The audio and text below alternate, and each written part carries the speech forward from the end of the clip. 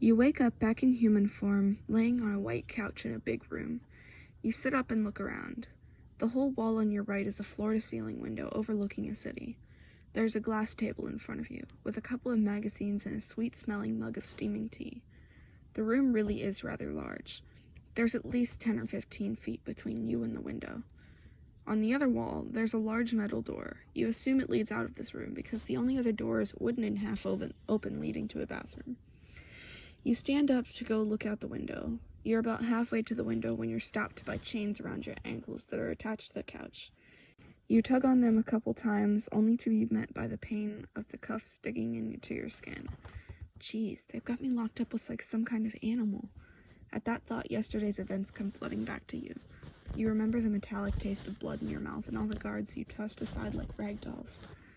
You look down at your hands and quietly whisper to yourself, "Am I some kind of monster?"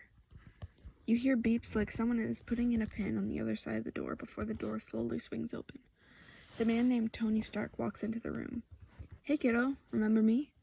You slightly nod your head and he comfortably sits on the couch like nothing is out of the ordinary.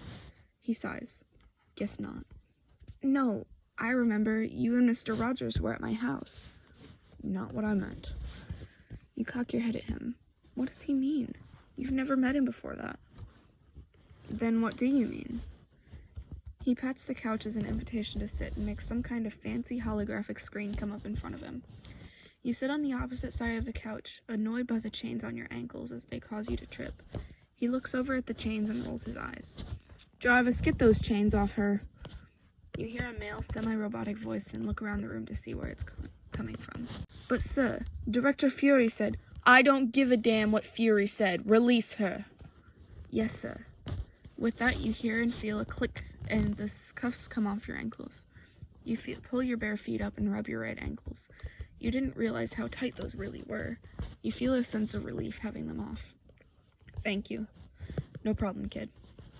You're really not sure how to address him or ask or figure out why he's being so nice to you. Mr. Stark, sir?" "Call me Tony. What's up?" "Where am I? Why am I here?" You have several thousand other questions, but decide to leave it at that for now. "Just a second." He goes back to the screen sort of thing and pulls up a picture. It's the Avengers. At their center, you. You look happy. Like you belong. Tony has one arm over your shoulders. Everyone looks so happy. You feel a sort of tingle for a moment before you remember something. Hesitantly, you speak. "The Avengers. Earth's mightiest heroes. Why am I in that picture? Like I am one of them." You look up and realize that Tony is Iron Man and therefore one of the Avengers and correct yourself. One of you, I mean. "Because you are one of us, your name." You shake your head in denial. No, I'm not. I don't deserve." "Don't start with that. Just look at the next picture." He pulls up another picture. You're in this one too, but you look different. In this picture, you have fuzzy wolf ears on the top of your head. Somehow it looks right. Like it's normal to have wolf ears on top of your head. I'm sure you figured out you can turn into a wolf by now. You nod your head and then find some nerve. "You haven't answered my questions.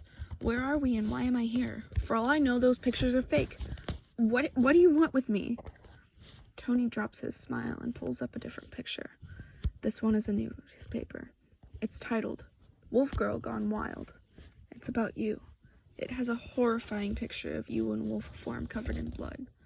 Tony swipes to the next picture, with a very similar news article by someone else, then another, and another, and another. Tony sees your shocked expression and waves away the screen. You were one of us. The best of us. You came here from an abusive household when you were 15, and you've lived here since then. Well, until the incident. You try to process the information. Could this be real? We were facing a particularly difficult enemy when they got control of your mind with stolen equipment. It was a huge battle, and we won in the end, but not before they made you kill 83 innocent people. 83 innocent... No, No! You sputter as images flash through your head. You are extremely distraught, and you weren't yourself. You couldn't deal with what had happened. S.H.I.E.L.D. classified you as a level 5 threat, and they wanted to lock you up. There were a lot of very inhumane suggestions of what to do with you, but it was decided that blocking your memories with wolf powers would be the best plan of action. We tried to let you live a regular life.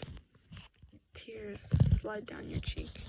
You could question him all day, but you don't smell a lie, and deep down you know he's telling the truth. Why wouldn't he just let you jump? You feel like you deserve it after all those people. It's not your fault. Yes, it is!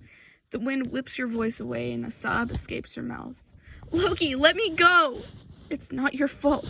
And even if it was, I'm not letting you kill yourself. I love you! The second the words reach your ears, you stop struggling against him and just drop to the ground crying as he sits down with you and wraps his arms around you tightly. He sure chose one hell of a time to tell you that for the first time. Was he joking? How could he possibly love you after what you'd done? As if he'd heard your thought, he repeats himself. It's not your fault. You snap out of the flashback with tears, and Tony looking at you concerned. Kid? I remembered something.